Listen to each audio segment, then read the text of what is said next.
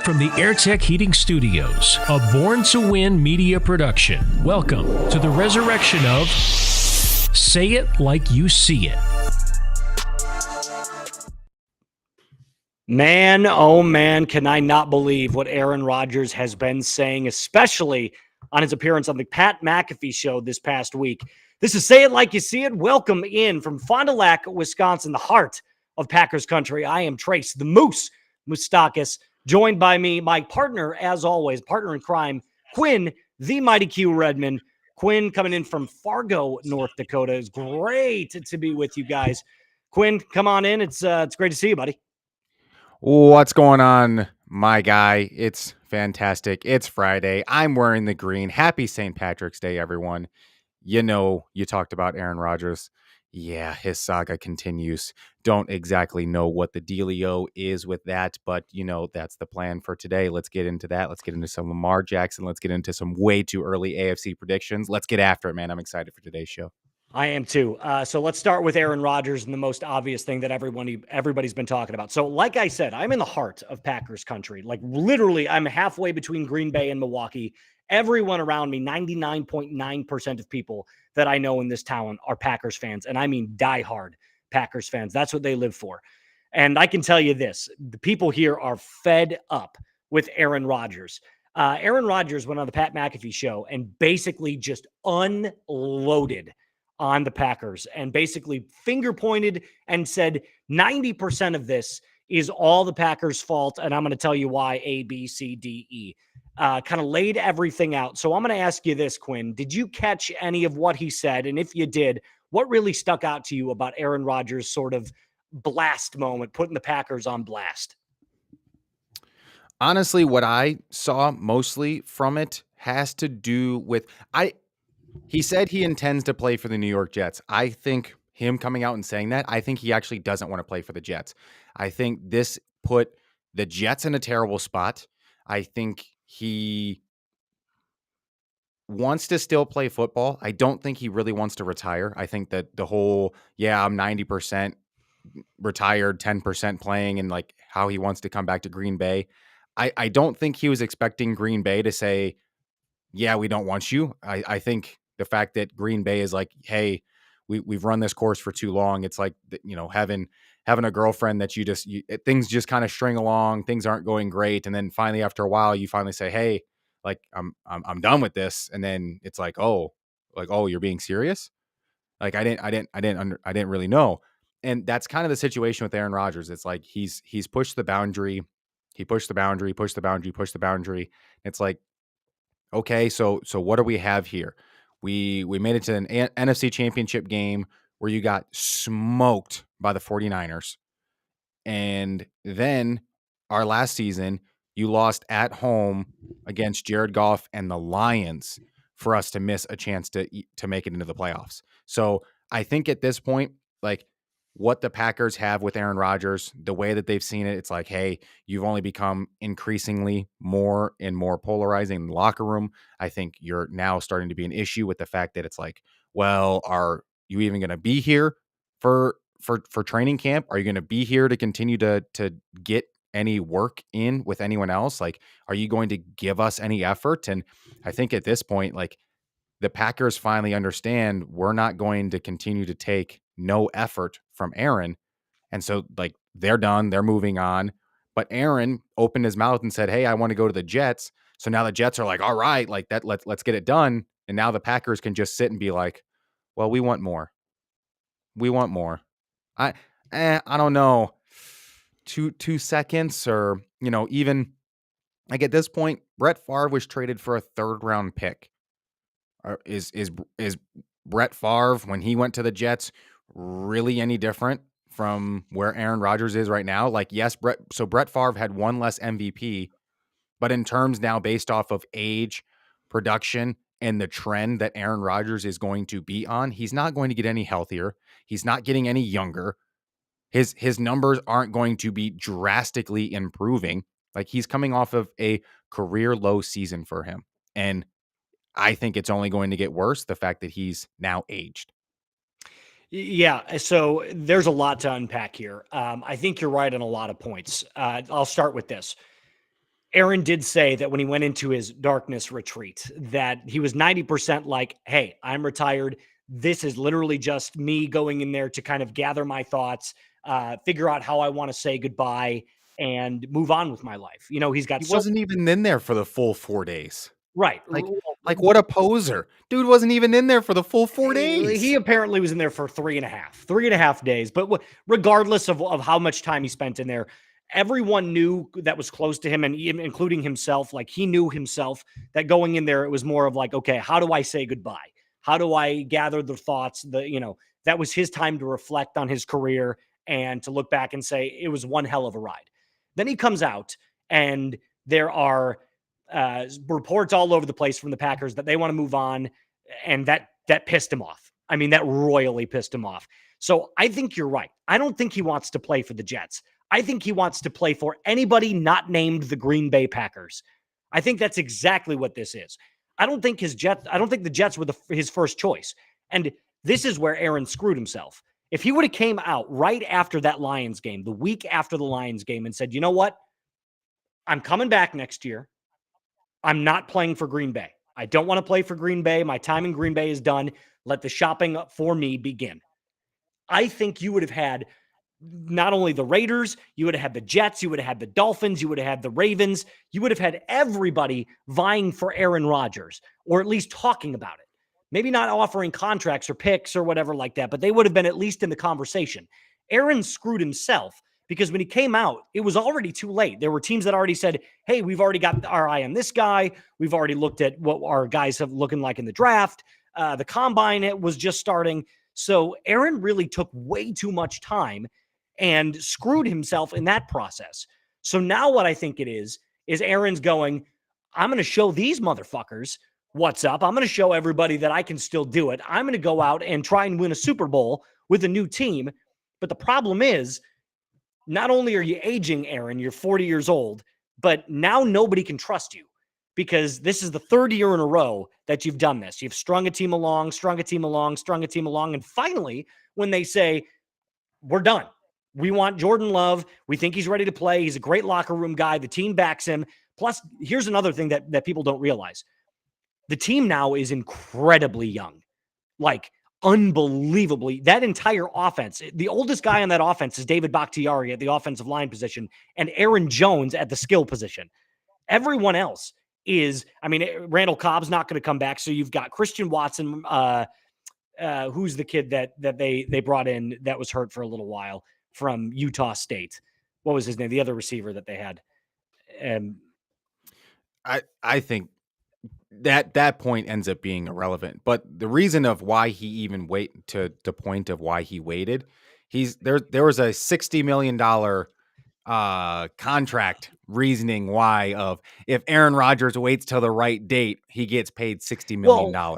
So for Aaron in that case, I think Aaron was going to try to stretch it and make it be, hey, I want that $60 million if it just so happens to, we get to, I don't want to say like the May date or the season start date, like that number was $60 million. Of course. Now, listen, I'm not saying that he was going to shy away from 60 million, but I do believe, and I don't think anyone can convince me. I don't believe that if Aaron would have came out, like I said, that week after the Lions game and said, let the shopping begin. Somebody came to him like the Dolphins and said, hey, we want you. We think we can win a Super Bowl with you. We just want you to restructure. Can you get down to 48 or 49?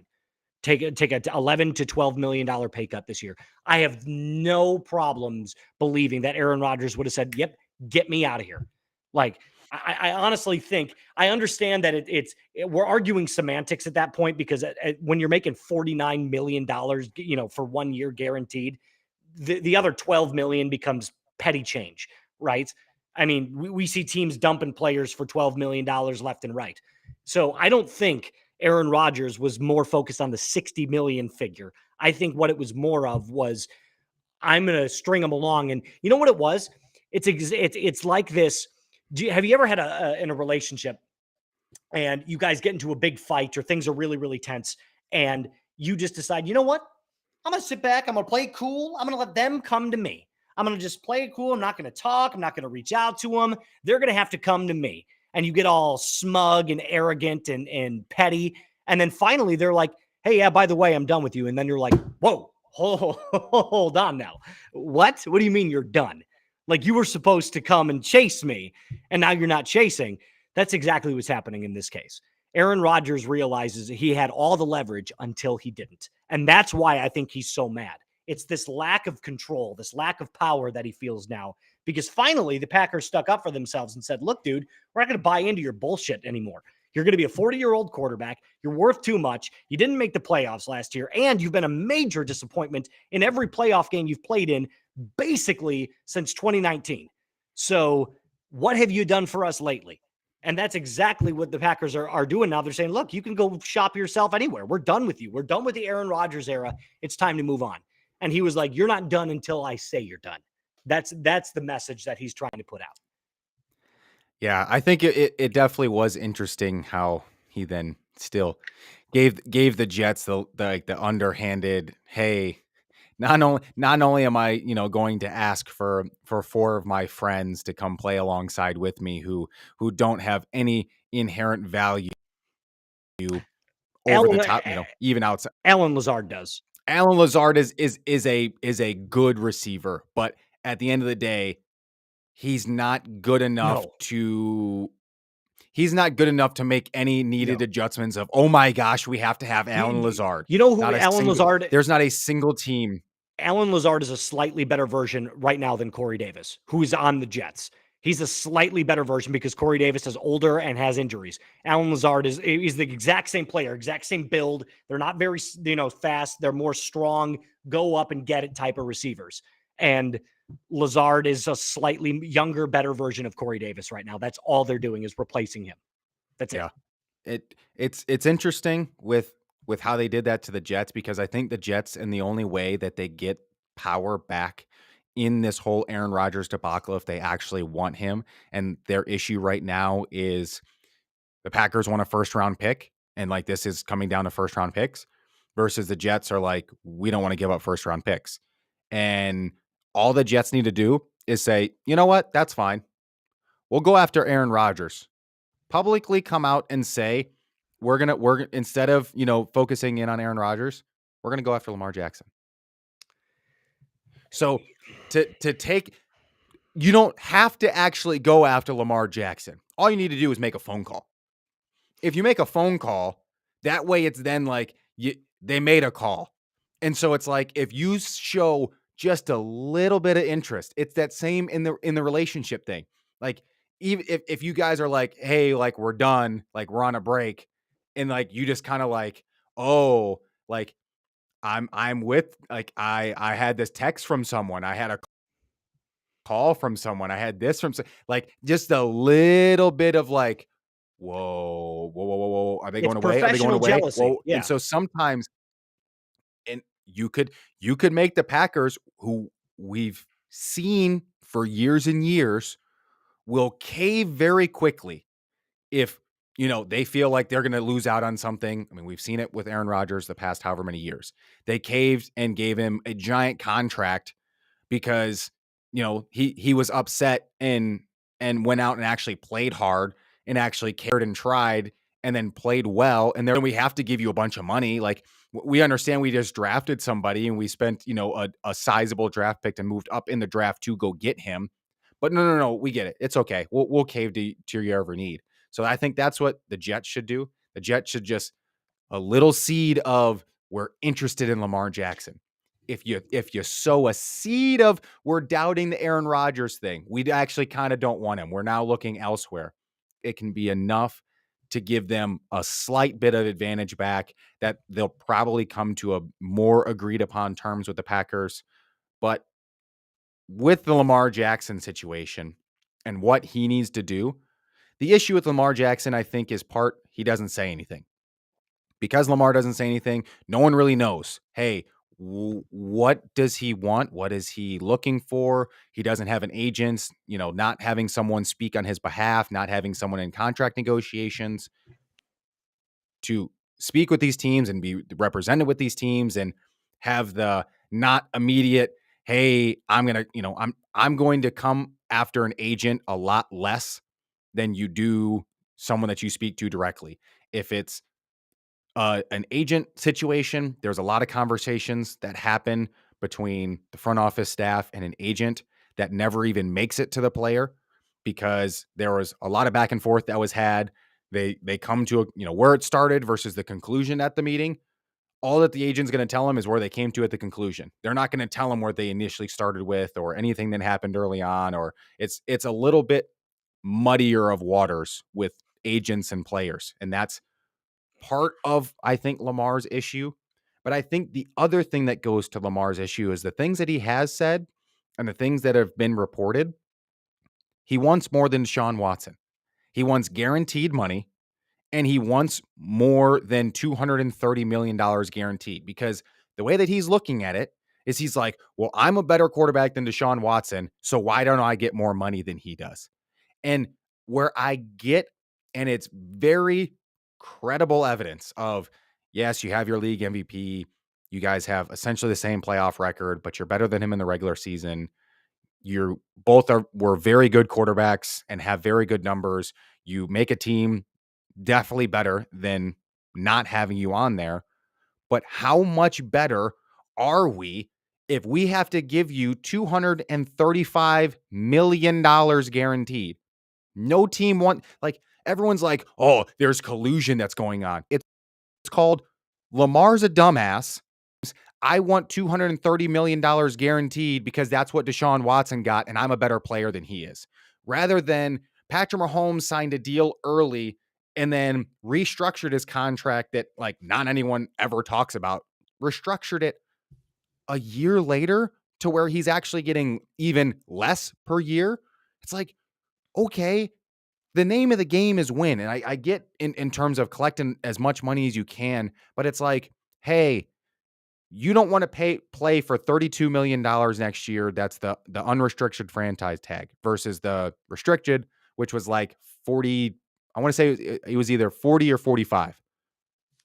You mean to tell me you're so upset about the 13 million just in the 1 year franchise tag that you're not getting because you got the different one from the Ravens, but you're going to pass up a long-term contract, which is the reason why the immediate reports when he got signed on that tag, everyone, the initial reports, the Falcons dropped out, Miami dropped out. All these teams were like, we're not interested. We're not interested. We're not interested, because no one wants to pay Lamar $230 million just because the Browns are stupid and don't run their franchise well and don't have a long-term idea of, hey, this is a cap space league.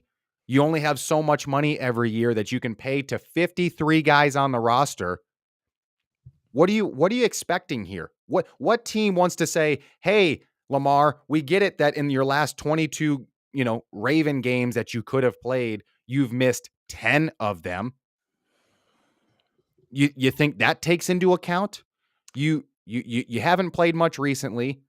Your last 22 games that you have played, you're 12-10 in. You've got a 64% completion percentage, roughly a 92 passer rating, but essentially you're averaging just over 2 touchdowns total in those games. It's solid numbers. They are solid numbers. And look, not $230 million solid numbers. Here's what I'm going to say. I understand Lamar's side of the story. I get exactly where he's coming from. I understand the Deshaun Watson comparison. I understand he's looking around the league and he's saying, hell, Daniel Jones just got $40 million a year. And Daniel Jones isn't even in the same stratosphere as Lamar Jackson. But the difference is the guaranteed number at the end of the day. If we want to talk about teams getting a steal, it's the Raiders and their steal with Jimmy G. Let me get to it. So I understand where Lamar's coming from. What I don't get, or what I do understand, I understand Lamar's point. Now to the Ravens' credit, this whole new fascination with guaranteed money, this sort of if I don't play another down for you guys, you owe me this, and this. That only exists in professional sports. Name one other profession where you get guaranteed income for not working. Retirement. Bingo.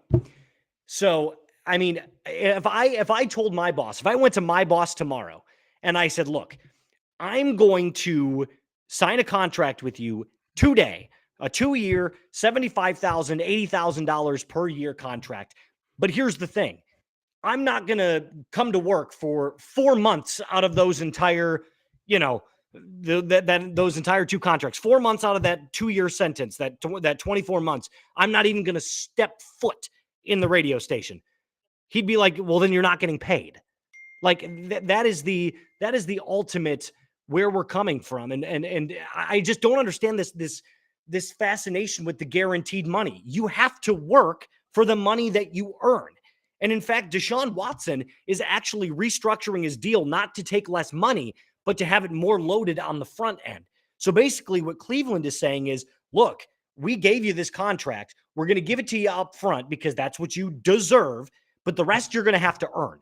So they're basically saying, you got to go out and show us that you're still the Deshaun Watson. Otherwise, you're not going to hit those bonus incentives. He may miss out on a few $1 million because he won't hit those if he's not up to stuff. So the Ravens are looking at it like this. We've offered you a very respectable contract. You have to accept that deal so that we can, if it's about winning Super Bowls, then you're going to take less money to sign better free agents. To Lamar, it's obviously more about his legacy than it is about winning championships. And I get it. You have to win in order to secure the bag, like, hey, I've got this many playoff wins. I've got this MVP. Like, I get it. In order to get the money, you have to have at least some success with winning. They just come in tandem. But for Lamar, it's kind of like Russell Westbrook in a sense. Like Russ was so determined to show that he's one of the greatest players that's ever played. Lamar's so determined to show everyone, I'm not a running back. I'm a quarterback. That was, when he came out of the draft, it was, can Lamar be a quarterback in the NFL? He went out and showed that. And then it was, I can win MVP. I'm a franchise guy. I'm this, I'm that. I'm a top 5 talent in the league. It just seems to me that Lamar's entire career, it has been this sort of trajectory of, I'll show you, I'll show you, I'll show you, I'll show you. And he's kind of lost sight of what truly is important if you want to be one of the greatest players that's ever played this game, and that's winning Super Bowls. And for Lamar, it's just about making money. And the Ravens offered him an incredible deal. It was $163 million guaranteed over a 5-year swing. So it was either a 4 or 5 year swing. That was what was reported. I don't know of the actual ins and outs of the contract that was offered because he declined it. But it was something around that. It was like $163 million guaranteed over 4 or 5 years. You mean to tell me that's not enough guaranteed money? That's what I thought. I thought it was about that much money, but like only like 100 of it was guaranteed. Like I thought that there was like a window in there because essentially I saw a report they were $100 million off. And when you look at someone, you're like, hey man, we're $100 million off in our negotiations. I think there's a reason that like the Ravens are like, you know what?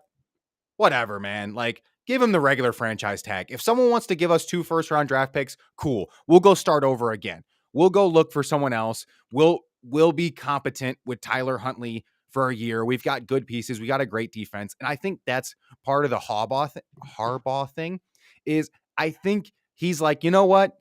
I've got a pretty good defense. I've got some decent weapons. We can at least be competent. We almost beat the Bengals in a playoff game. Like, he doesn't make that mistake, they most likely win that game.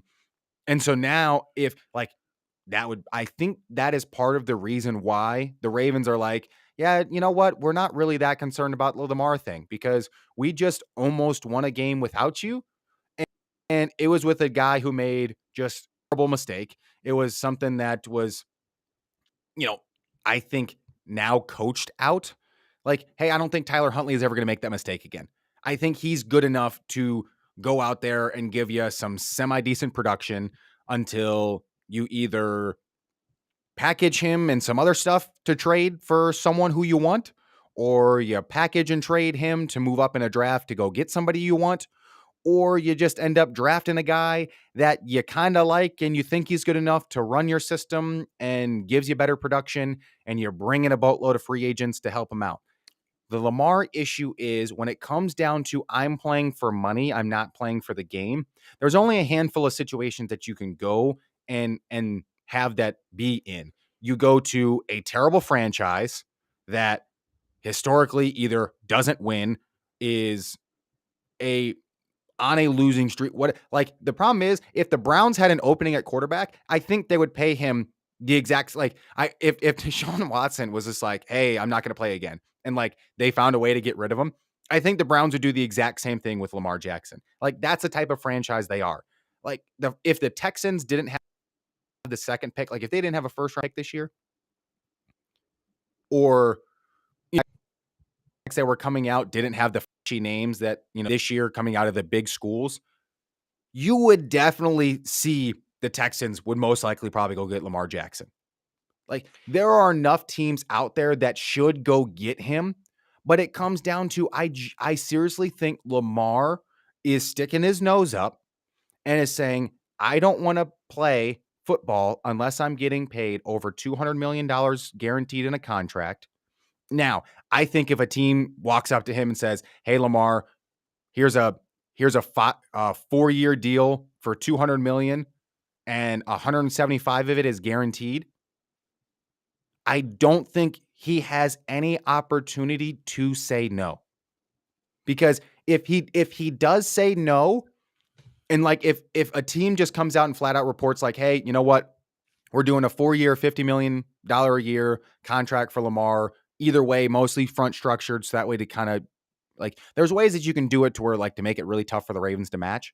But it's one that if you make it very blatantly and clear, we're going to give you $175 million guaranteed. We're going to have you on a 4-year deal, $50 million a year, 200 total with incentives and bonuses and everything else round the clock. That's what you can make, but you're guaranteed 175.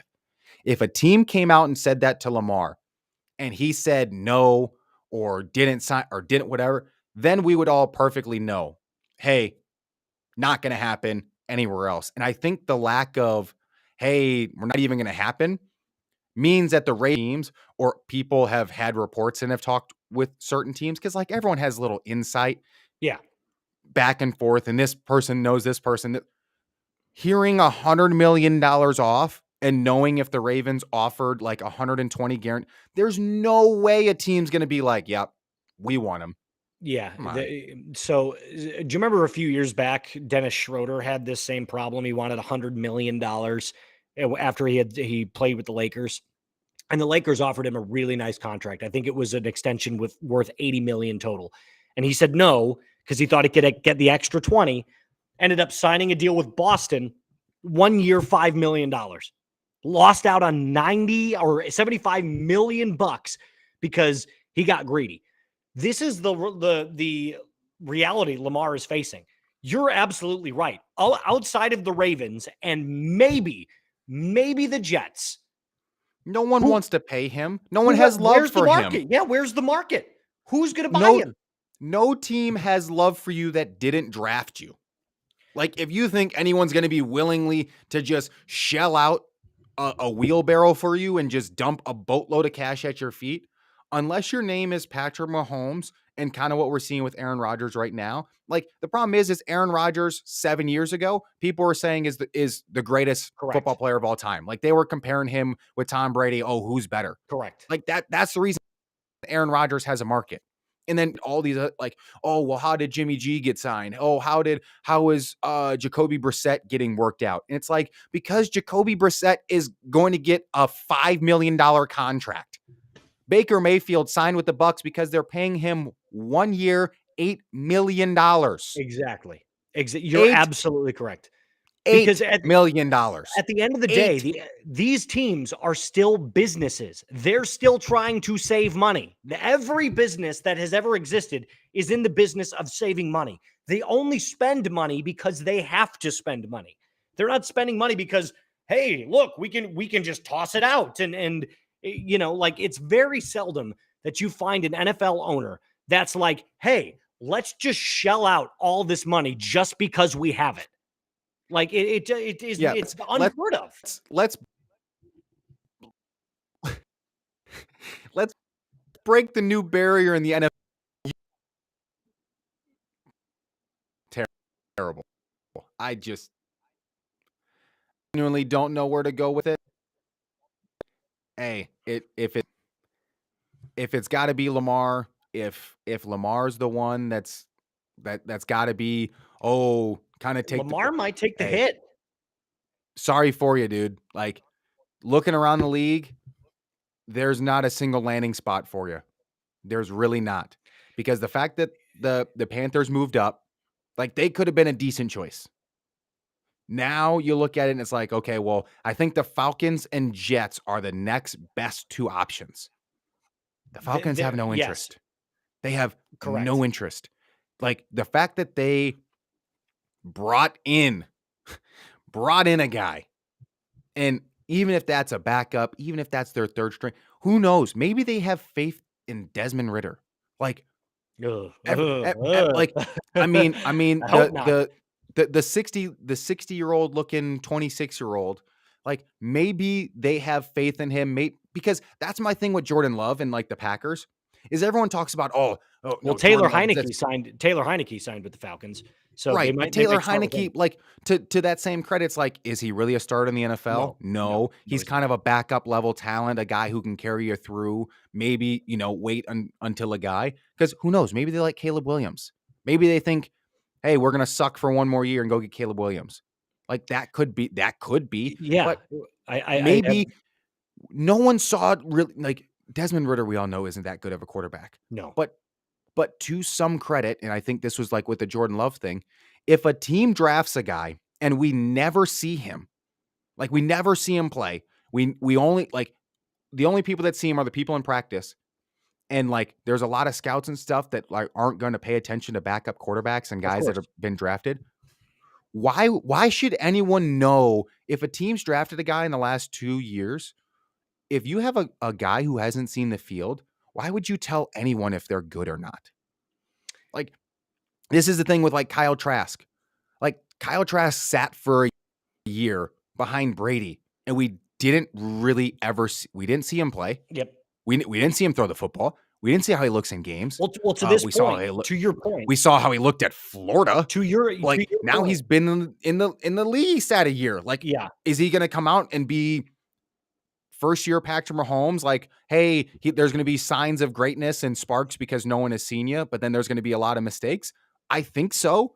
But if you're a competent quarterback and the team drafted you for a reason, like with the Jordan Love situation, he's a first-round pick that they moved up. He's played one game. Yeah. He's played one game in 3 years. To your point, if you draft, they have to make a decision if they want his 5th-year contract this year. They have to make a decision. To your point, if you draft a quarterback in the first round, I don't care what team you are, what your GM looks like, what your head coach is, you owe it to not only the franchise and the fans, but you owe it to the pick itself to start that player for at least one season. Yeah, we saw with Zach Wilson. It's like, okay, he sucks. 1 year. Move it on. So exactly. And this is where it's a little bit different. Desmond Ritter was taken, I believe, in the 2nd round. So he's right. I'm just saying, if it's like, if he shows flashes in practice where it's like, hey, this guy is making sizable movements and is, like, increasingly getting better. Like, there clearly is something with Jordan Love, the reason why the Packers are just like, they drew that hard line, because it's like, yeah, he sat for 3 years. They did the exact same thing with Aaron Rodgers behind Brett Favre. So, I mean, do I think Jordan Love is going to come out and be Aaron Rodgers? No. But I think Jordan Love has a real potential to come out and be a lot better than people think, because in the one game he played last year, he looked pretty decent. Good. And it was against the Chiefs. Like, if we're going to make it out to be like, anything, that the game was, like, decently close. I mean, let's be real. I'm not talking Jared Goff this last year, because obviously he had a great year. But let's go back 2 years now where Jared Goff was, widely considered a bottom, 20 to 30. If Jordan Love can be Jared Goff for a year, he just has to be better than Aaron Rodgers was last year. That's all he has to do. But even by most quarterback standards, That's Aaron all wasn't that. that bad. For him, it was bad. But But for even then, was still league kind of like bottom tier average, average. yeah, it was like slightly below league average, slightly. Which is why that's all Jordan Love has to do. If Jordan Love is slightly and matches what Aaron's output was last year, it makes the Packers decide in the right move of say, hey, we were fine. We were held together. Jordan Love can play the position. And look, again, a lot of things that a lot of Packers fans here are saying, and I hear it all the time because they understand this team better than anybody. They follow this team better than anybody. They were all there. We get it. We get it. They're all part owners. Okay, That's right. We get it.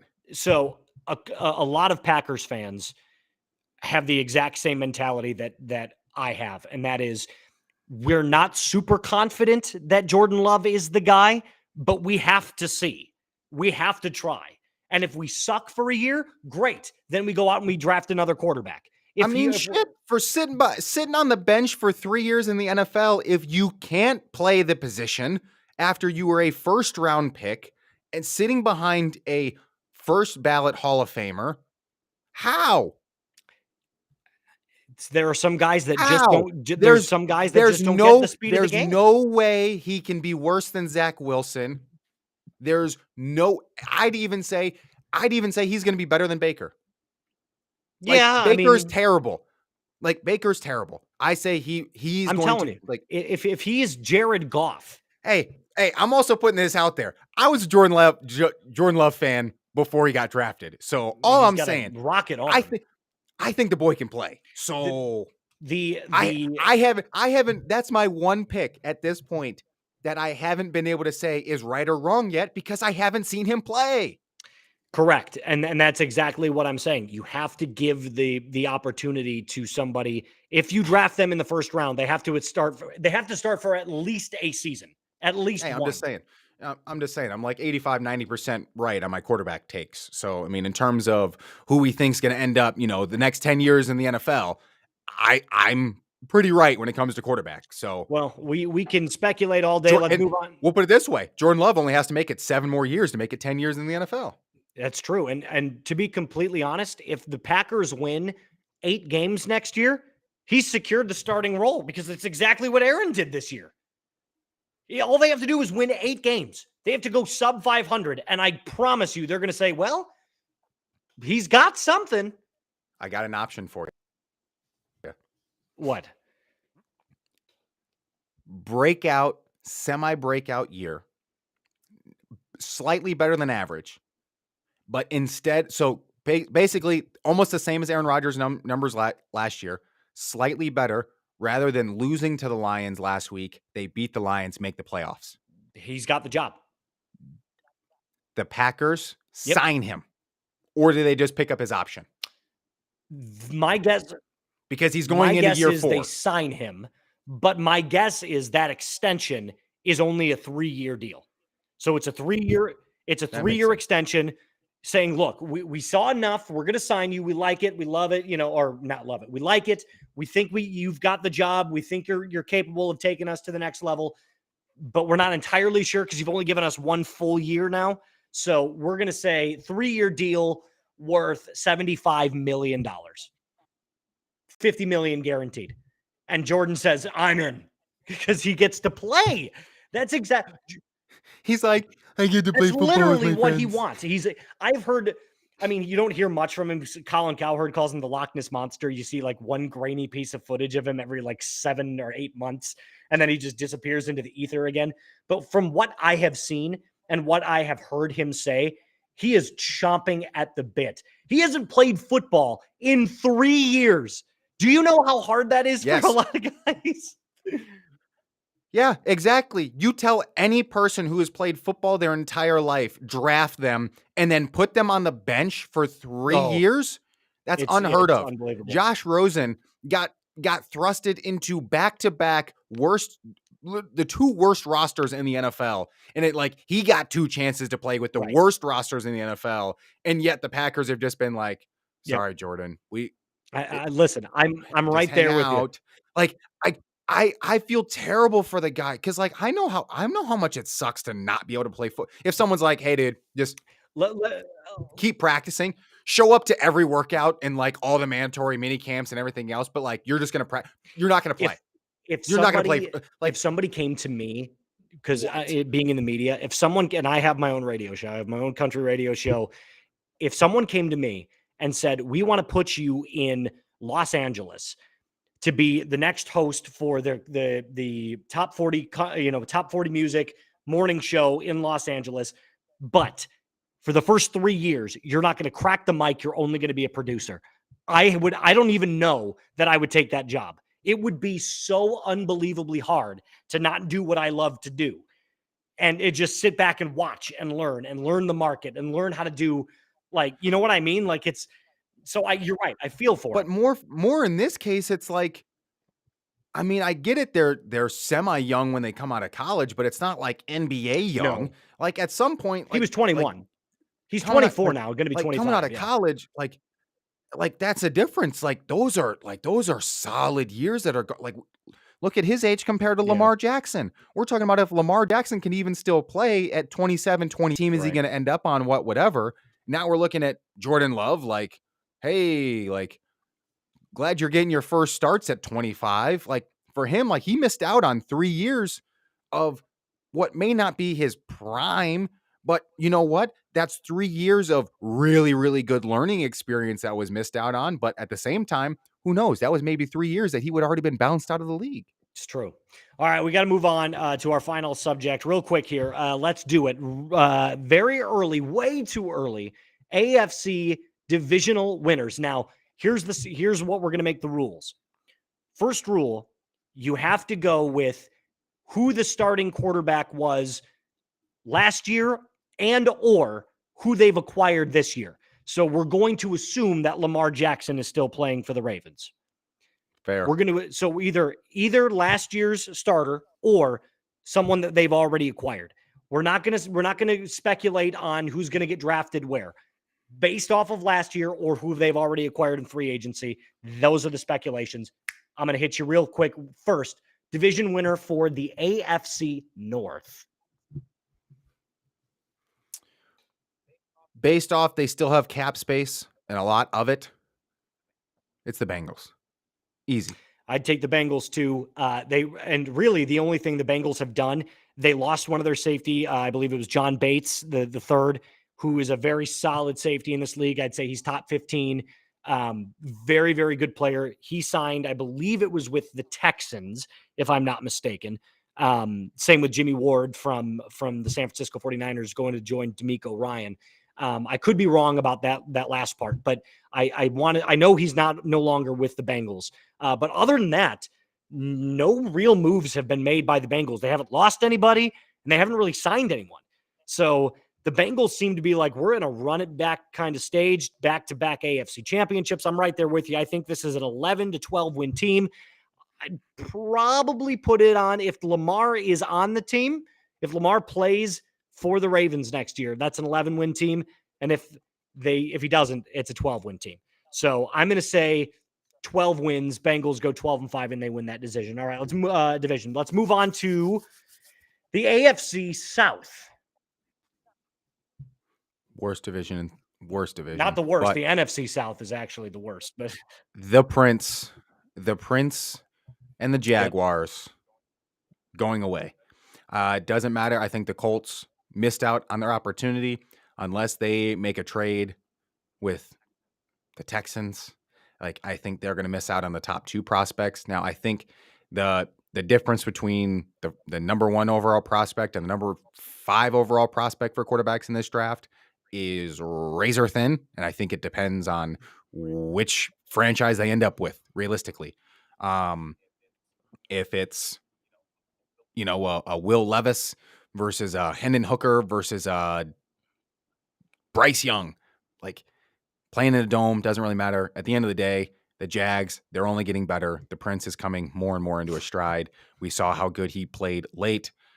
Him with actual good coaching. The Jags have a legit chance at being contenders next year in the AFC. And I think, having gone to the playoffs really helps and kind of settles some stuff down. But I like the Jags and the Prince. Yeah, I think if I had to put my money on who's going to make the AFC Championship game, I'm going back and forth between the Bengals and the Chiefs, but I would say the other team is going to be the Jaguars. And I'm not saying that, obviously everything can change based on who plays where and what seed you are in the playoffs and yada, yada, yada, blah, blah, blah. But yeah, absolutely. The Jaguars are a 10 or 11 win team. Trevor Lawrence is only getting better. He played outstanding. Still makes some throws that I think are a little bit questionable. Obviously, against the Chargers, that very first playoff game, even though he won through 4 picks, 2 of them were just awful. So there are still some plays here where I believe Trevor Lawrence's age shows where, it's like, hey, you're not quite there yet, but we did see massive strides from year 1 to year 2. Year 1, he was playing 50-yard football. They shrunk the field and they said, look, we've got these plays from midfield on. That's what we're running. They made the game super simple for him, which is kind of what you need when you're a young quarterback like that. Now I believe that was Urban Meyer. Urban Meyer was a terrible coach in the NFL. He does not transfer into the NFL. He is a college only guy. Correct. And I also think that with such a chaotic organization and the way Urban Meyer ran that team, straight into the ground, and it was a kind of like a dictatorship. Trevor was just amongst the chaos and was basically just holding on for dear life. So now I believe you're right. There's some stability in the water. Everybody in that organization is hyped. They need a couple of pieces here and there. Travis Etienne needs another year under his belt at running back. Although he plays kind of that, he missed the first year with that injury. Yep. So and he plays kind of that hybrid role. He's kind of like a Christian McCaffrey, Alvin Kamara. Doesn't really do a whole lot of running, but is also a really good pass catching back. So he's kind of that hybrid back that you see, that new age back. Yeah, I would say the Jaguars win that as well. I'm going to say 11. I'm going to go 11 wins. I'll say 11-6, and they win that division going outright because the other 3 teams are just dumpster fires. At least right now. We don't know. We'll know more after the draft. But Tennessee was definitely after the midway point of the season. They did. Correct. And now, Tennessee has also lost Taylor Lewan. They've lost Gabe Davis. They essentially lost everybody. Yeah, they're losing everybody, and they're also shopping Derrick Henry. So the Tennessee's going to suck next year. All right, let's move on to the AFC East. The only division is going to, I think, be competitive for every team has a viable chance to win. I think in the other 3 divisions, I think there's either one clear winner or 2 that will end up in playoffs versus I have no clue with the AFC East. Like I generally have no clue because we have no clue who's going to be the Jets starter. Like if Aaron Rodgers does show up there, do I think he makes them drastically better? Slightly. I think he improves a lot of their problems. I think he can make them a very competitive team. But at the end of the day, when does he show up? How long is the learning curve? Is it going to be OTAs? Does he show up to training camp? Yeah. Are they going to suck for the first half of the year until they finally get it figured out? And then because they suck for the first half of the year, like the AFC East is too competitive. Like you can't go and suck the first half of the games. That's just not going to happen. If the Patriots, I think the one move the Patriots need to make, if the Patriots can bring in Jerry Jeudy, I think the Patriots would actually be quite a viable team. Like their defense isn't an issue. Their defense really isn't as bad as everyone makes it out to be. But you have to remember, Matt Patricia was running their offense. Yeah, Matt Patricia. It was a rough. Bill O'Brien is in the building now. Mac Jones with Juju, and if you were to bring in Jerry Jeudy, now you're looking at a team. We've already seen Mac and Jerry together at Alabama. That was quite dynamic. Now, again, it is at Alabama. It is whatever, but we've seen Jerry Jeudy is still a competent receiver at the next level. He hangs with everybody. He's of that caliber of talent at wide receiver. That's all you need. You don't need a guy to be a top 10. You need a guy to be top 60. Yeah. And you know what? He fits in that role. And the Bills, I don't know what I'm going to get from Josh Allen. He can be great. He can also be really, really sloppy. which I've seen since going back to Wyoming. Like, I don't know. Like, they're good, but I think they're regressing. I think they capped out. I think if there's a chance that they can do it any year, it's going to be this year. And if it's not this year, then it's never happening. There is no more, oh, what? No. Like, I think last year was really their year that they missed out on. This year is really their last chance. But then you also look at it and you go, well, the Dolphins also are pretty good. And like, is Tua going to play the whole season? Are they going to get something figured out? But their offense otherwise is still pretty solid. They've got a decently put together defense that's not going to be, Right. hey, we're not going to be top 3, but we're also not going to be bottom 3. Right. We're going to be top 3rd in the league. We're not going to be bottom 3rd. Our offense is going to be very, very good if our quarterback stays upright. Right. So it's a mixture. I think my favorite right now actually is the Patriots. Like that's my weird out there, because I think bringing in Bill O'Brien solves their issue on offense. Like, I think so much of the problems last year were just Matt Patricia actually is that dumb, because we saw He's what he not was good. trying to do. We saw what he was trying to do when he was in Detroit, and it's like, dog, you cannot coach the offensive side of the ball. Like, No, he just doesn't get it. defensively, he's fine, but Yeah, offensively, he's not. terrible. You're right. All right, so if I had to throw my money out there, I'm going to go chalk. I'm going to say the Bills. But here's what I'm going to say. This is not the Bills won it last year with 13 wins. They won it resoundingly. I mean, even the Dolphins at the end of the year, who won, I think it was 9 or 10 games, they weren't even close, like, to winning that division. It was far and away, ran away with the Bills. This year, I think it's a slightly different story. I think you're looking at least 2 teams win 10 games in that division.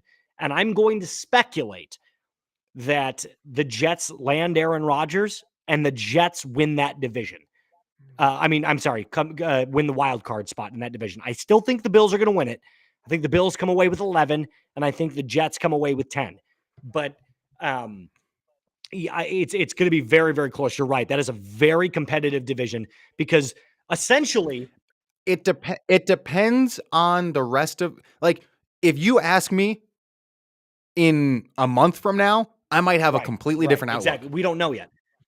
And like everything else, like based off of who's playing and what main pieces they have, the AFC East, we're just like, I don't know, three teams are kind of missing like a bunch of main pieces that we don't know yet until the season starts. Like, until that happens, I couldn't tell you. And then, do we really even have to do? Yes, AFC we do. West? Like, yes, we kinda, do. Do we? Yes, we do. Give me your AFC West. Run it back. Patty. Run it back. Plain and simple. Run it back. And they're also my pick to win the Super Bowl next year. You can never count off Patty Mahomes, is one of the greatest players that's ever. They are my pick. They are my pick to win the Super Bowl next year. Like, I'm letting that out front right now. It is St. Patrick's Day, March 17th of 2023. St. Patty. Give it up for him. Exactly. My point. Right, so, exactly. Patrick Mahomes, we're going to be talking about the same thing next year, about how the Chiefs did it again, how the Chiefs went back to back, how the Chiefs are Super Bowl champs again, and that Lombardi trophy is going to be back in Kansas City. So, like, I like your optimism. I do. And Patrick Mahomes is poised to have another great year, as he will be every year going forward until year 13, 14, whatever it is.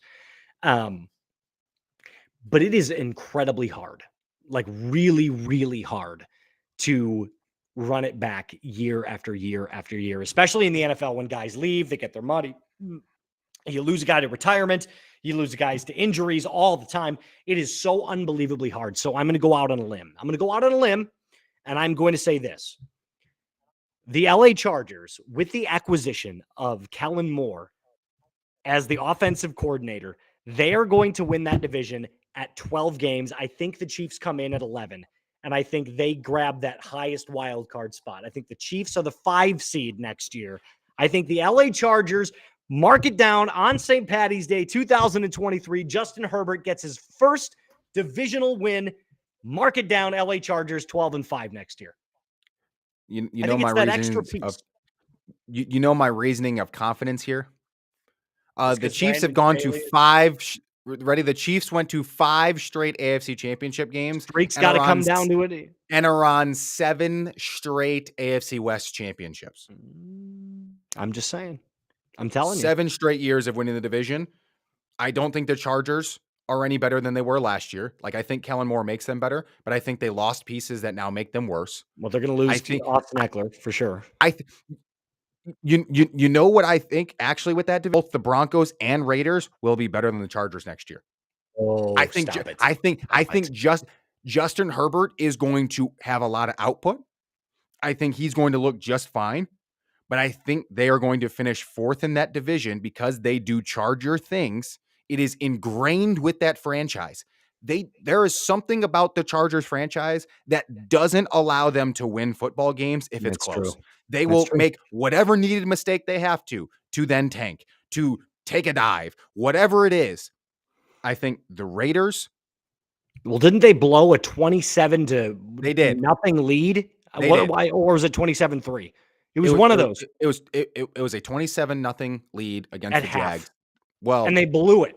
Well, they not entirely. It was 27-0 just before half. The Jags scored. Regardless, you were up 27. They were up 20. It was 27-0, and they lost the game. That's ridiculous. But I think, look, you can lose Austin Eckler, and he's a big part of your offense. One of the best, workload backs in the entire game in terms of production. Like fantasy number wise, like Eckler is always at the top of the leaderboard for fantasy output because of how much he catches, yards after catch. He's very shifty, very crafty. But I think Brandon Staley can now focus entirely on the defense, whereas prior to it, he didn't have control of the offense, but he was always kind of looking over the shoulder of Lombardi, kind of like, what are you doing? Like, you know what I mean? There was never full control. There was never full trust in it. I think he looks at that and he goes, we want the best offensive coordinator out there outside of Eric Bieniemy, right? Like, who's now with the Commanders. So, and that's okay. But it's okay because we all know the Chiefs are just going to run it back again. Well, I'm saying right now, Chargers, St. Patty's Day 2023, 12-5, book it. I'm going to give it to them. All right, that's our final little segment for the show. Thank you for joining us today on a Friday. We will see you guys on Tuesday. Remember, this is Say It Like You See It. You can follow us wherever you guys get your podcasts, on social media, where Quinn has been making some serious strides. We've gotten some unbelievable engagement in the last week. That's Say It Like You See It over on TikTok, Say It Like You See It Pod on Instagram. And also you can find us, like I said, basically on Spotify, wherever you get your podcasts, YouTube, Facebook, anywhere that you want to check us out. We really would appreciate the likes, the follows, everything you guys can give. From Fond du Lac, Wisconsin, the heart of Packer country, and Fargo, North Dakota, this has been Say It Like You See It. We'll see you guys next week.